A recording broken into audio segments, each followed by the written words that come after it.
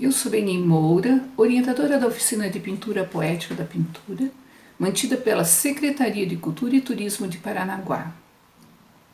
Além da videoaula, estarei à disposição no Facebook. Procurem por Beni Moura Cardoso, às quintas-feiras, das 14 às 15h40. Estarei lá para responder dúvidas e conversar sobre o conteúdo da aula apresentada hoje.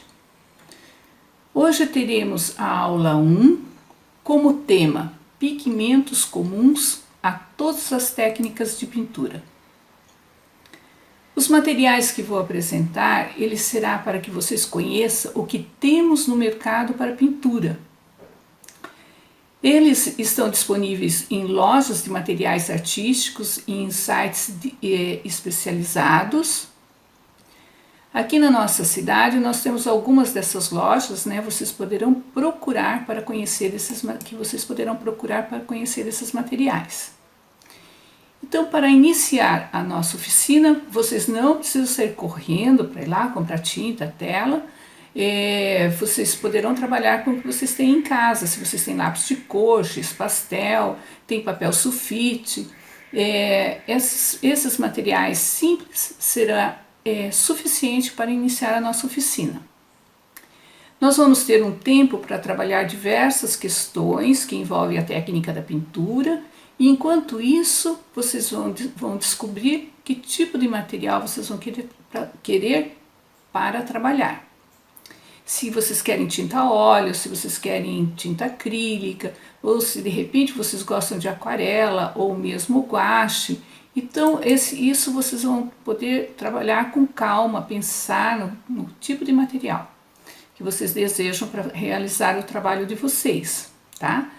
Agora, se você já tem tinta, se você tem tinta a óleo, se você tem tela, se você tem acrílica, tem os pincéis na sua casa, e perceber que vocês já estão preparados para começar a trabalhar, vocês já podem começar a trabalhar, tá? O que eu quero dizer é que todos os materiais que eu vou apresentar aqui hoje, eles dão um resultado bem bacana no trabalho de vocês.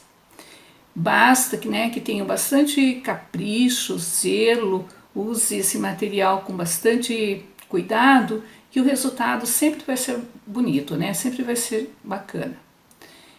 Nessa oficina, nós vamos hoje falar de diversas técnicas, mas o domínio dessas técnicas vai depender exclusivamente da dedicação de cada um de vocês, né? Então, o desenvolvimento durante a oficina do aluno depende muito mais do empenho dele. Eu vou aqui dar algumas dicas, mas vocês vão ter que ter dedicação, vão ter que trabalhar em casa, tá? Eu vou começar mostrando para vocês o material mais tradicional dentro da pintura, que é a tinta a óleo. A tinta a óleo ela é feita com óleo de linhaça ou um outro tipo de óleo semelhante, mais pigmento e solvente como água rasa. Essa tinta ela passou a ser usada de uma maneira mais popular a partir do século XV, né, que os artistas da Renascença que deram maior visibilidade para essa tinta, eles passaram a usar essa tinta. E nós vamos ter, depois para a pintura, nós vamos necessitar de pincéis, né? Então, para a tinta a óleo, para a tinta acrílica, guache, vocês vão passar a usar esses pincéis, mas tem de vários tamanhos no mercado. Os pincéis mais chatos, né? Os chatinhos, tem os redondos para os acabamentos, mas são mais esses pincéis chatos. Vocês vão usar também pode usar a paleta para poder fazer a mistura das tintas. Não há necessidade de comprar a paleta, você pode também improvisar, reutilizar essas bandejinhas de isopor, um prato que você não usa mais na tua casa, entende? Então você vai poder adaptar esses produtos, esses objetos para utilizar como suporte para misturar a tinta. Quem usa a tinta a óleo para dissolver e limpar os seus pincéis vai precisar de um solvente. Isso não tem como substituir, porque não dá para lavar o pincel em água. Tem que ser limpo esse pincel com solvente, tá certo?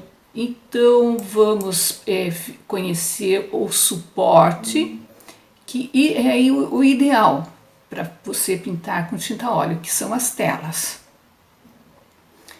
As telas, elas têm diversas texturas, né, de tecido, que elas são feitas com tecido, você vai em diversos tamanhos. Você vai escolher aquela que melhor se adapta à tua necessidade e também ao seu orçamento, porque elas têm uma variedade de preço bastante grande, né, das menores para as maiores, elas variam muito o preço. Eu vou apresentar agora uma pintura. As pinturas, eu gosto de apresentar pinturas de mestres, de pessoas que realmente marcaram a história da arte com o seu trabalho. Então eu vou apresentar aqui uma tela do Van Gogh, que é A Noite Estrelada, bastante conhecida, de 1889, onde ele faz uma pintura óleo sobre tela, é na técnica do óleo sobre tela. É bacana vocês irem observando as pinceladas, né? Como esses artistas usam o pincel, né? Como ele vai fazendo a sua pintura com o pincel.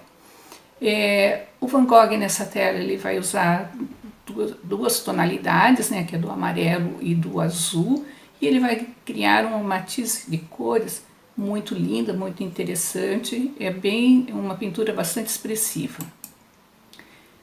Apresento também uma segunda obra do Van Gogh, que se chama Terraço na Praça do Fórum, de 1888, na técnica óleo sobre tela. Também ele mantém essa matiz de cores, né, do amarelo e azul e os tons intermediários. Com as mesmas, ele não vai ter uma pincelada tão expressiva como na Noite Estrelada, mas as pinceladas dele são bem vigorosas. Depois, a segunda tinta que nós vamos conhecer é a tinta acrílica. A tinta acrílica ela é pigmento e resina sintética, são resinas acrílicas ou PVA, né, bastante conhecido, e ela começou a ser usada a partir dos anos de 1940. Então, na história da arte, ela é um material recente.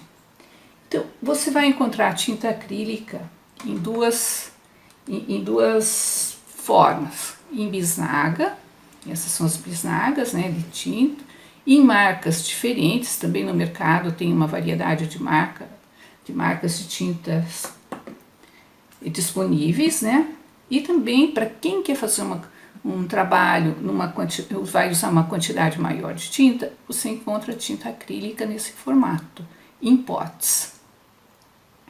A tinta acrílica ela é uma tinta ideal para fazer pinturas grandes, né, de grandes dimensões. Elas são de mistura. A tinta óleo você consegue misturar num tempo maior. Ela leva dias para secar, então você pode começar a pintar hoje, daqui uma semana vai lá, continuar mexendo na tinta, ela vai possibilitar isso porque ela ainda vai estar úmida. A tinta acrílica não, ela seca em horas. Você pinta, algumas horas ela vai estar seca. Então, nessa técnica da acrílica, então ela permite que você faça umas pinceladas mais rápidas, porque ela vai secar mais rápida. Ela não é como a tinta óleo. Você pode fazer uma pincelada e trabalhando aquela pincelada, trabalhando os tons, fazendo uma sobreposição de tons, mas ela vai se misturando. Na tinta acrílica não. Passou uma camada, se você não passar a segunda imediatamente, em poucas horas ela vai estar seca. Então, para isso, temos alguns artistas que tiram proveito dessa possibilidade que a tinta oferece. Eu mostro para vocês a obra do Basquiat, do Jean-Michel Basquiat, que ele usa essas pinceladas, pincéis mais largos. Como ela é solúvel em água, a tinta acrílica, você vai usar água para dissolver e vai usar água para lavar os pincéis, porque ela é solúvel em água. Então, você pode aquarelar, você pode diluir, deixar ela uma tinta mais aguada, ou pode deixar ela bem densa. Então, os artistas, vocês observando a obra do Basquiat, você vai perceber isso, que ele deixa em alguns lugares ela mais diluída e em outros lugares ela mais pastosa, né? Essa é uma obra de um artista alemão, o Rainer Fitting, é uma tela de 1981. Também dá para perceber, ele usa tira proveito dessa possibilidade da tinta acrílica. Ele deixa as pinceladas mais espessas. Essa tinta acrílica, os artistas costumam deixá-las pingar mesmo, fica com um acabamento, parece que não foi bem acabada, mas na verdade é o recurso que a tinta oferece que o artista aproveita. Eu vou apresentar agora, essa é uma pintura de uma aluna do ano passado, da oficina de pintura do ano passado. Ela vai usar tinta acrílica sobre tela, mas de uma maneira diferente, ela aquarelou. Ela diluiu essa tinta, deixou ela como uma aquarela e ela fez esse trabalho, ficou bem interessante, na diversidade das cores, como ela fez a harmonia dessas cores, todas em aquarelada. Também são 2 quadros, na verdade, né, de 2 alunas da oficina que eu ministrei o ano passado. Uma da esquerda é da Rosedete e da direita é da Heloise. Também elas fizeram, essas telas são grandes, de 1 metro por 1 metro, e elas fizeram com a tinta acrílica. A tinta acrílica, ela tem essa característica de ser uma cor bem viva, né? Essa é uma pintura da Rosedete. Eu trouxe de novo a Rosedete para vocês verem o trabalho, como ela trabalhou a cor e o desenho. O desenho da Rosedete, ele é bem característico. Ela chegou na oficina fazendo esse tipo de desenho, que eu preservei o desenho da Rosedete, apenas ensinei os caminhos de como ela deveria usar a tinta e a tela, porque ela nunca tinha pintado, e ela foi bastante produtiva, fez trabalhos que eu considero bastante bem acabados, bonitos, né? E há uma outra técnica que nós temos, um outro material, na verdade, é a têmpera. A têmpera é pigmento, óleo e água e gema de ovo. Às vezes tem artista que usa clara também, usa o ovo inteiro. Esse material é o mais antigo, foi usado desde a época do Egito, depois ele foi muito usado na Idade Média, só que ele não dá muitas possibilidades dentro da pintura. Para você fazer uma cor, ter uma diferença, você vai ter que sobrepor a camada. Faz uma camada, depois põe outra camada, você vai mudando a cor, fazendo um degradê, mas sobrepondo as camadas, porque ele é um material seco também, de secagem rápida, tá? Nós vamos ter no Brasil 2 artistas que vão usar essas tintas, essa técnica com maestria, que um deles é o Portinari. Então, apresento uma obra do Portinari chamada... Ele vai fazer uma série, na verdade, ele vai pintar vários quadros, como a gente diz, série, são vários quadros que ele vai pintar no mesmo estilo. Ele vai fazer... Essa é Pranto de Jeremias, de 1944, e ele vai usar nesses tons sobre tons, né, do clarinho, de um cinza bem clarinho até um cinza mais escuro. E ele vai dar vai usar o volume, criando uns contornos, criando campos de pintura, na verdade, né, para dar esses volumes. E ele foi bastante feliz nas suas criações, né? Essa é uma outra obra na mesma técnica e da mesma série, chamada Massacre dos Inocentes, também é de 1943.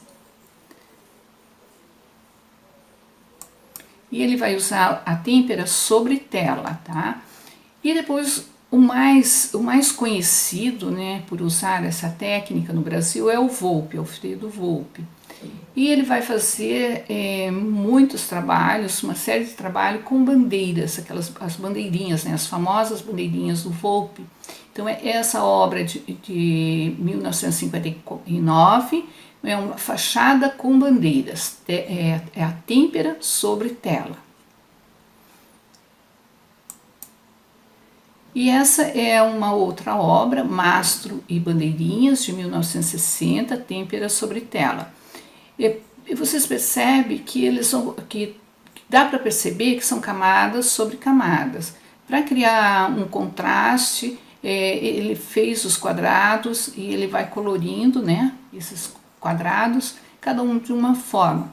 Então, para ver os recursos que essa material, né, oferece. Depois nós vamos ter o guache. O guache, ele é feito pigmento, goma arábica e soluções opacas, usado muito branco de zinco para fazer a guache, né? E não pense que a guache é esse material usado pelas crianças, não. Tem artistas que usam essa tinta e no mercado existe tinta especializada para fazer obra de arte de guache. Eu trouxe para vocês verem o trabalho de uma aluna também do ano passado, que se chama Júlia.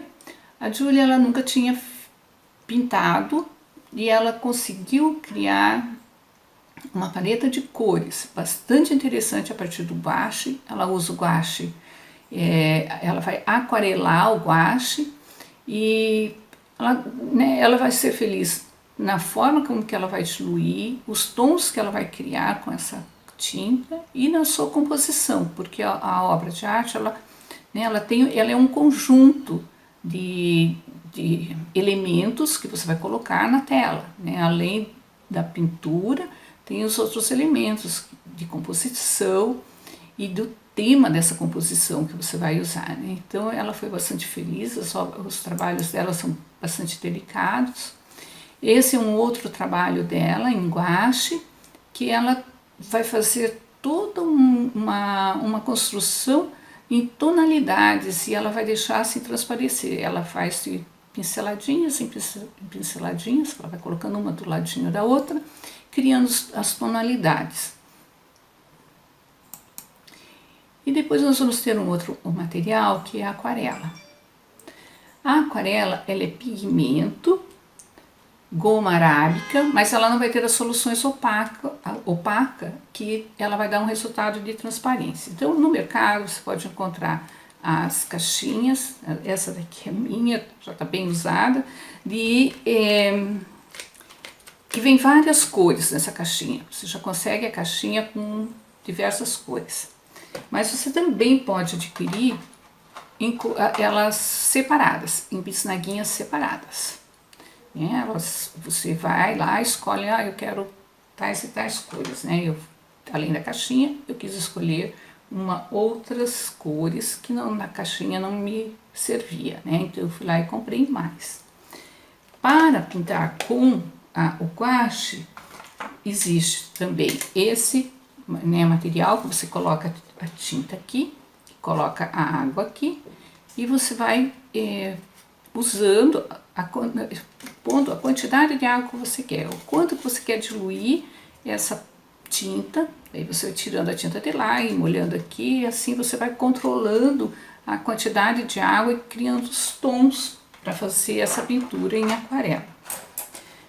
Também é adequado para a pintura em aquarela os pincéis com pontas redondas. Por quê? Porque esses pincéis, eles precisam estar bem umedecidos. Precisa segurar bastante água para você conseguir fazer os tons e as misturas de tinta, né, e de cor. Então, eles são os indicados para você fazer essas misturas. Você pode encontrar também no mercado a aquarela em pastilha. né? Aquelas são os quadradinhos, ela já vem também numa caixinha, os quadradinhos, e ela é mais seca. Essa em bisnaguinha, ela é diluída. E esses quadradinhos secos, né? Ele seco é duro. Você precisa pôr uma água ali e aí você vai tirando a quantidade que você quer. Aí, aqui eu trago uma imagem de uma aquarela, onde você vai percebendo como o artista vai misturando as cores e pinga, né? Então ele usa todas essas manchas e esse recurso até nos pingos do pincel com aquarela no papel. Essa é a primeira aquarela abstrata, né? A primeira pintura abstrata foi feita pelo Kandinsky e foi feita em aquarela. Ele foi feito em 1910 e é esta aquarela que eu estou mostrando para vocês. Depois tem mais uma imagem do Kandinsky, uma aquarela em abstrata, né? Ele começou a fazer as obras dele abstrato em aquarela. Essa é uma obra em aquarela e até do lado ali tem as pastilhas que eu falei para vocês, tá? E os pincéis, como falei também, tá ali do ladinho. Do Marcos Beccari, ele é de Curitiba. Perceba como ele explora a luz, né? Como a aquarela, ela dá a possibilidade de você fazer diversos temas, né? Você pode fazer flores, figura humana, o tema que você quiser, você pode fazer com aquarela também. E a aquarela, ela dá essa possibilidade da transparência, né? Você põe pouca tinta, deixa aparecer o papel. E o ideal para aquarela é que você use um papel mais grosso, a partir de 120. Quanto mais grosso, melhor, mais bonito vai ficar a tua aquarela. Menos vai estragar, porque o papel fino ele estraga, ele vai enrugar, né? E o grosso não, ele suporta bem a água. Você precisa ter um papel que suporte a água. Essa é uma aquarela de uma aluna, da Heloise. A Heloise, ela conseguiu fazer umas aquarelas belíssimas, né? Essa é uma delas. Usa bem, ela mostra os contrastes, faz a diluição bonita, né? Deixa a transparência aparecendo, deixa também o papel aparecendo nos brancos, que ela faz lá dos braços, das pernas, do avental, da figura. Essa é uma aquarela também de um aluno, do Luan. E o Luan, com essa pintura em aquarela, ele recebeu o prêmio de menção honrosa num concurso de desenho do Centro Juvenil de Artes Plásticas do Paraná, o ano passado. Essa obra dele foi exposta na Assembleia Legislativa, lá em Curitiba. E ela é uma alegoria da Ilha do Mel, da sereia, né, da lenda da sereia na Ilha do Mel. E esses são os papéis indicados para você fazer aquarela, né, para você pintar com guache. Existe uma variedade de papel no mercado, com características de textura e de qualidade, de gramatura, bastante grande no mercado, né? Então, você vai usar uma gramatura, como eu já disse anteriormente, né, a partir de 120. A gramatura quer dizer a grossura do papel. Quanto maior for o número, mais grosso é o papel. Então, 120, 190, 200, 300, então assim por diante. Nós vamos ter também papel colorido, né? O papel colorido para você utilizar. Então, nós vamos falar do lápis de cor. O lápis de cor ele é um pigmento com cera, e quanto maior a quantidade de cera no lápis, mais duro ele vai ser. Então, nós vamos ter no mercado uma variedade bastante grande de lápis de cor.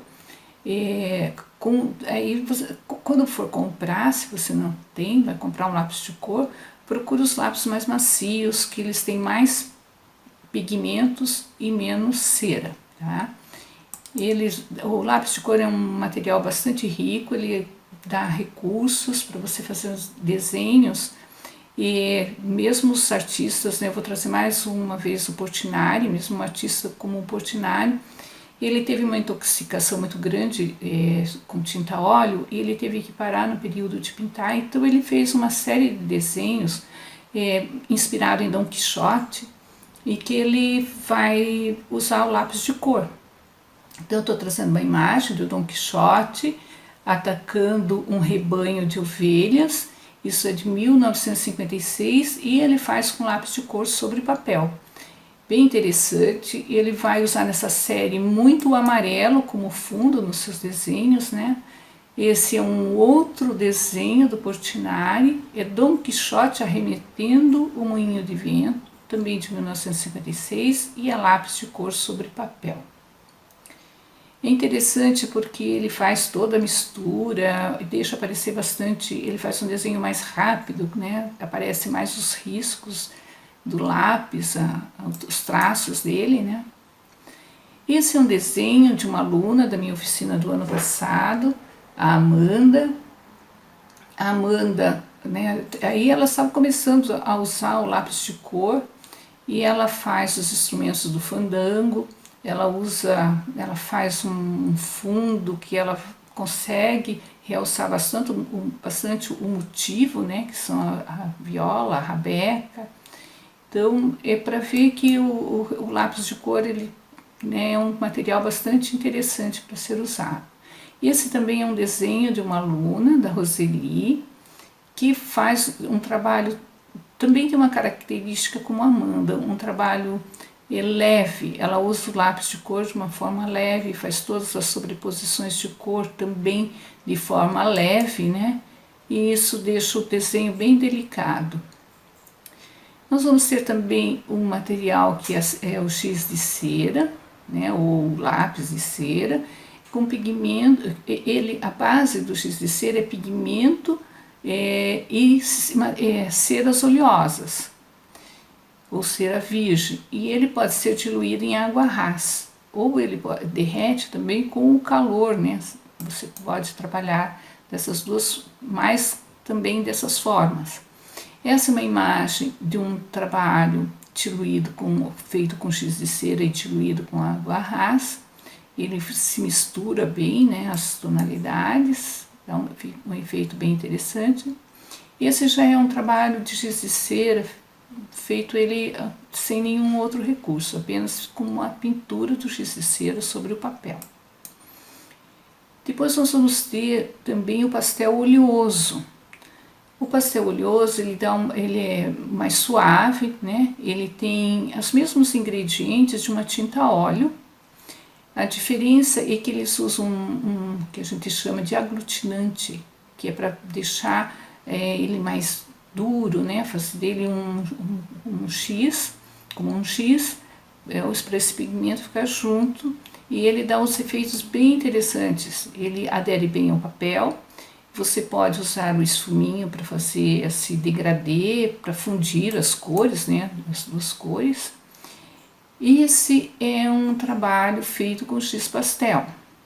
Então o artista, ele tanto fundiu as cores, como também ele deixou alguns lugares o giz para você ver o traço que o giz fez, né?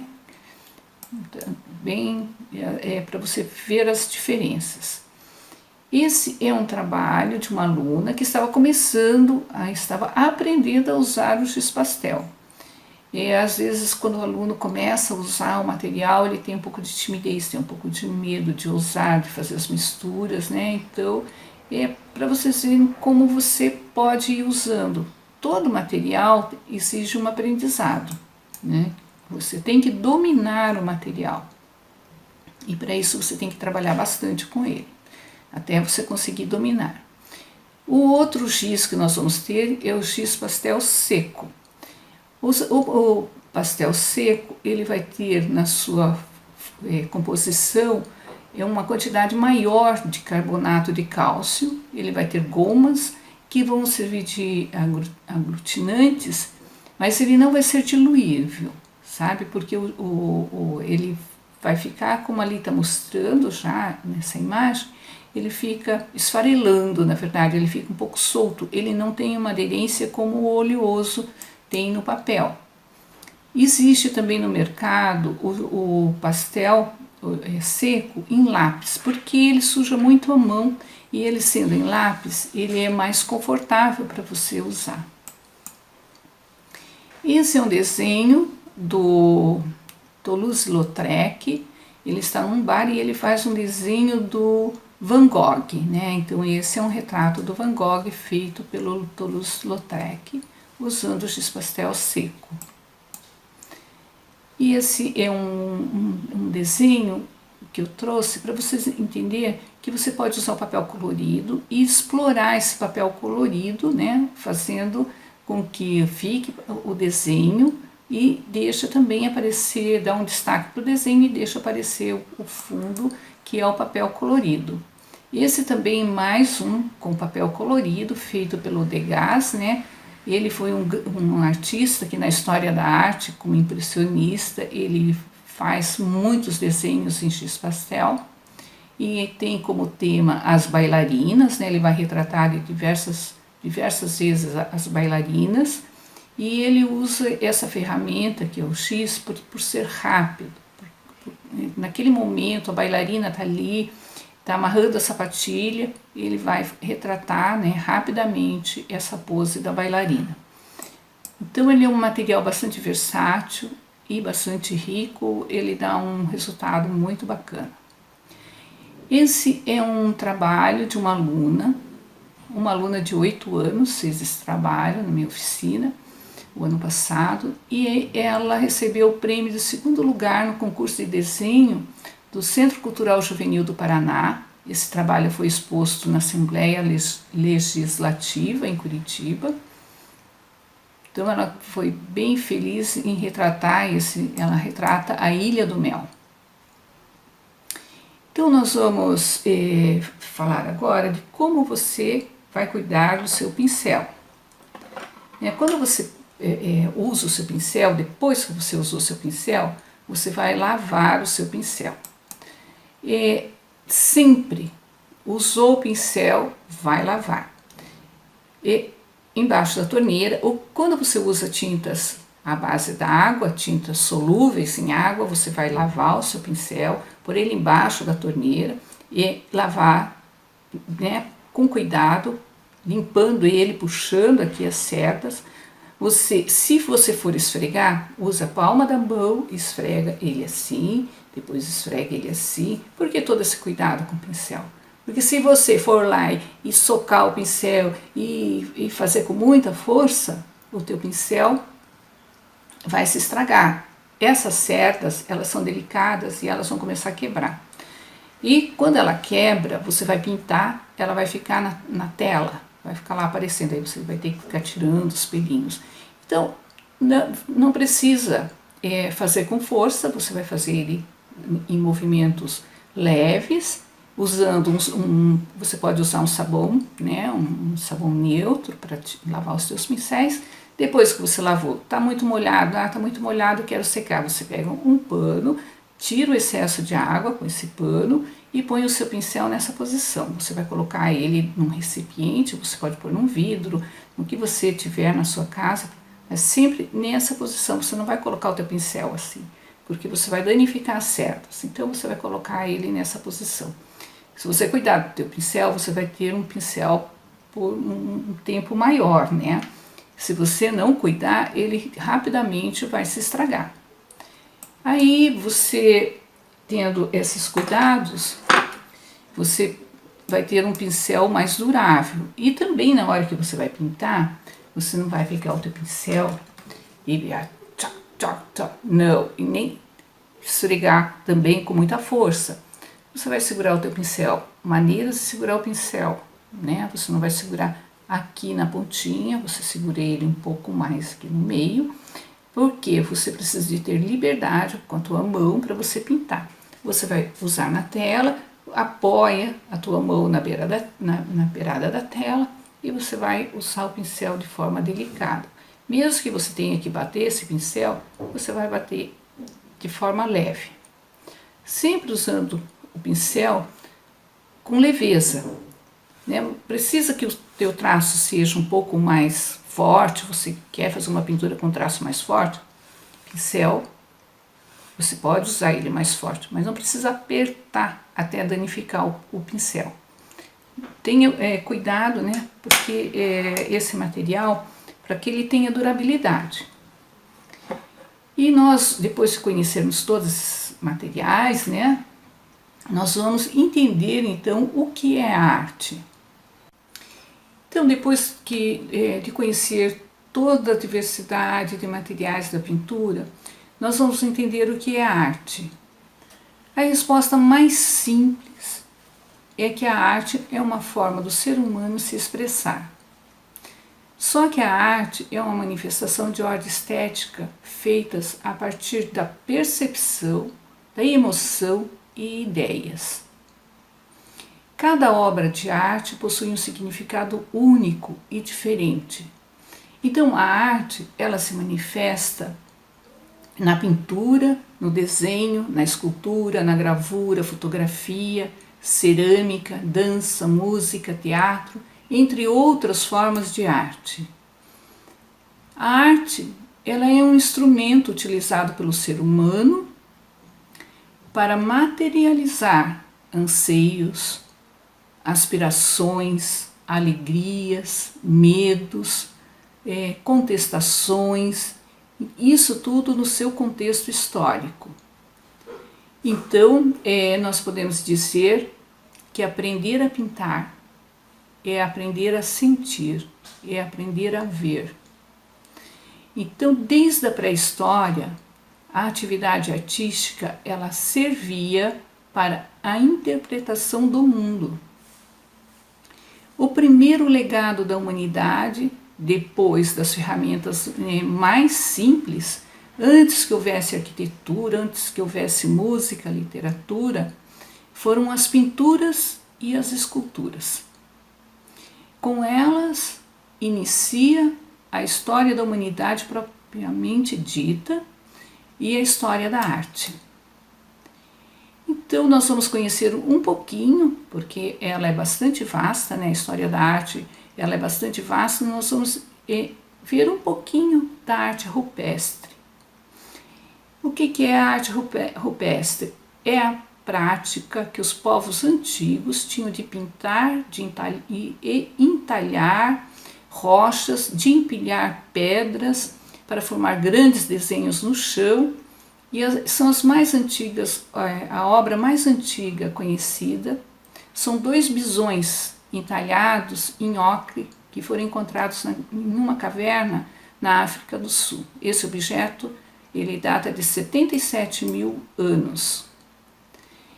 Quais eram os materiais utilizados, né, para fazer essas pinturas? Os materiais eram facilmente encontrados na natureza, como argila, carvão, minerais, né, que são terras e ossos carbonizados. Os vegetais eles eram misturados aos aglutinantes para fixar o pigmento, para fixar a tinta, né? E os elementos sólidos eles eram triturados e amassados para ser e adicionavam já naquela época a clara do ovo, o sangue e gordura de animal, além de ceras e resinas vegetais, né, de plantas que eles retiravam das plantas. Então, para pintar eles usavam já também pincéis feitos de pelos de animais ou então as suas próprias mãos, tá? Eu vou mostrar primeiro a caverna, que é um conjunto de cavernas situado no sul da França, que ela é famosa pelas suas pinturas rupestres, que é a caverna de Lascaux. Essas pinturas elas foram feitas em torno de 17 mil anos antes de Cristo. Elas foram descobertas no ano de 1940 e nessa caverna existe aproximadamente 2.000 imagens que foram produzidas durante o período paleolítico e a maioria elas vão retratar animais, né?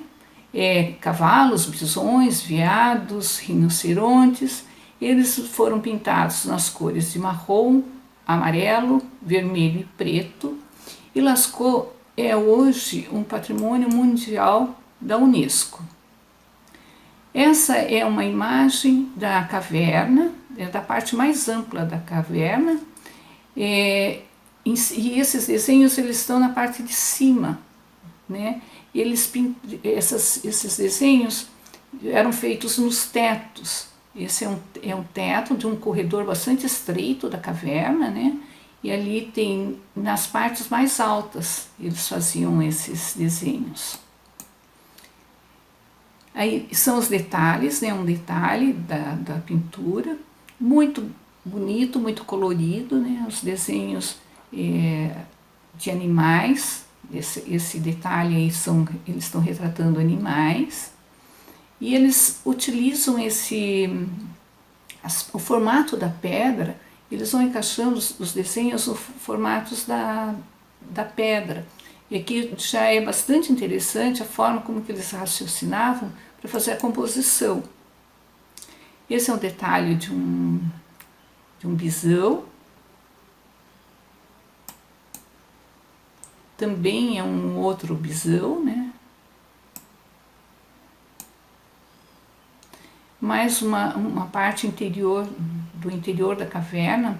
Ali você pode perceber que tem uma figura tem um homem ali, porque essas cavernas exigem que tenha um cuidado constante, que tenham pessoas o tempo todo restaurando e cuidando desses desenhos, né, pela importância, e também estudando, né, pela importância que eles têm para conhecer um pouco da história da humanidade, né. Eles retratam muito a maneira desse ser humano nessa época, né, o que eles estavam fazendo, como eles viviam. Então esses desenhos que fornecem um pouco mais desses dados. Depois nós vamos ter uma outra caverna que é muito estudada, muito conhecida, que fica em Altamira, na Espanha, e ela está situada numa pequena colina de calcário de uma cor amarela. Então só a cor da caverna já é bonita, né? E ela é uma caverna mais compacta. Ela tem alguns dos melhores desenhos de pintura rupestre multicoloridos do mundo. Os desenhos encontrados nessa caverna datam de um período de 16.000 a 8.000 anos antes de Cristo. Também retrata animais, bisões em diferentes poses, corças, javali, além de desenhos de mãos que eles colocam, e também eles criam alguns símbolos nessa caverna. As pinturas estão em preto, vermelho e no amarelo ocre, né? Os desenhos dessa caverna são os mais impressionantes pela qualidade artística. Eles foram muito bem também expostos, eles utilizaram bem todo o contorno e toda a parede da caverna de uma forma assim, esteticamente muito bem usado, né, como composição. Essa caverna esses desenhos foram declarados Patrimônio da Humanidade em 1985. Essa é uma imagem da caverna. Também as pinturas são feitas, na grande maioria, no teto da caverna, né? E dá para perceber que a cor da parede da caverna ela tem um forte tom de amarelo. E eles vão fazer muitas pinturas em vermelho,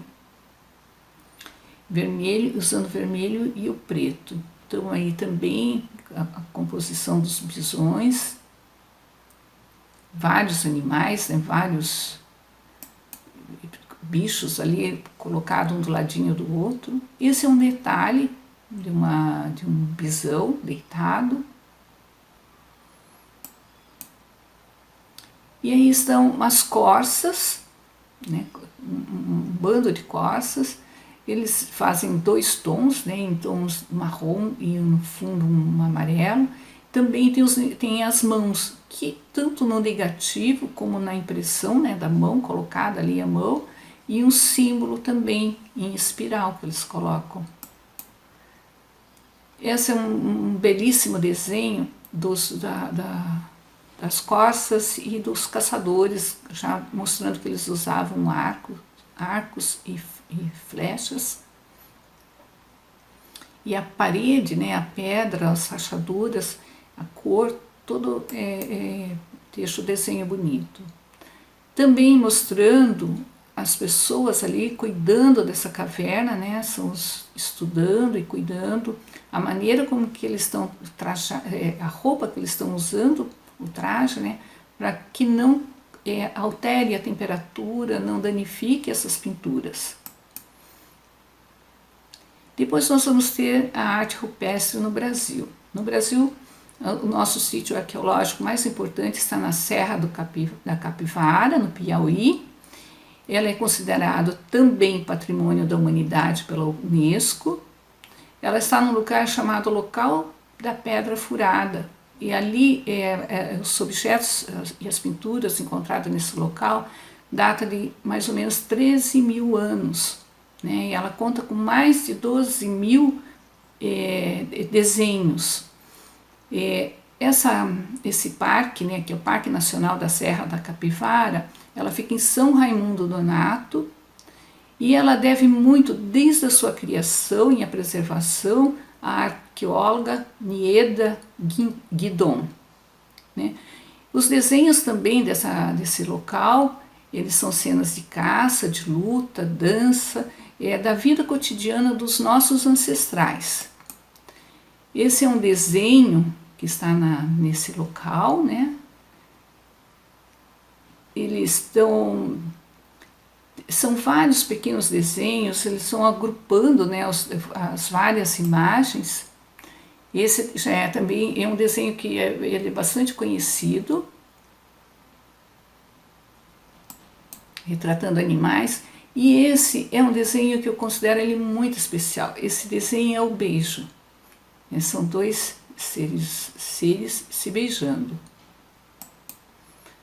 Ali retratam também figuras humanas.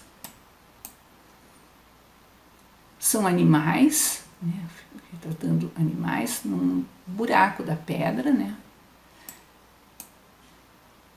que são vários desenhos, vários pequenos animais. E o interessante é como esse desenho está localizado, né? Aí é uma passarela para você ver, né, visitar, ver esses desenhos. Eles estão nessa encosta, nessa pedra. Também um ponto de vista da pedra.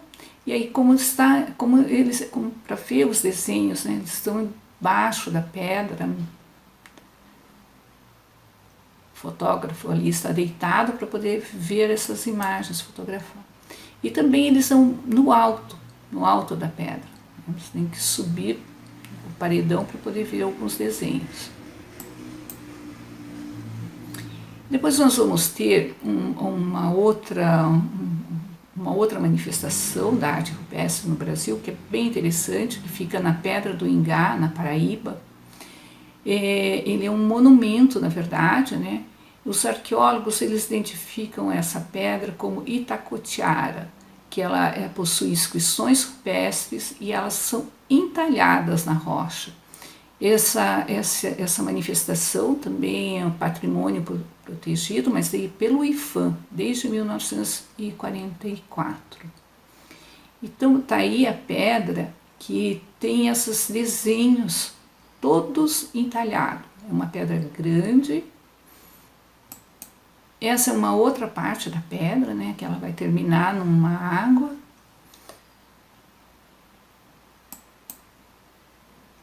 E assim nós vamos terminar a nossa aula. Não esqueçam de me procurar no Facebook, Beni Moura Cardoso, às quintas-feiras, das 14 horas às 15h40 eu estarei lá para responder as dúvidas e para conversar sobre o conteúdo dessa aula que foi apresentada. Não fiquem tímidos, por favor, me procure, eu vou ficar bastante feliz em ter contato com vocês, mesmo que virtual, e até a nossa próxima aula.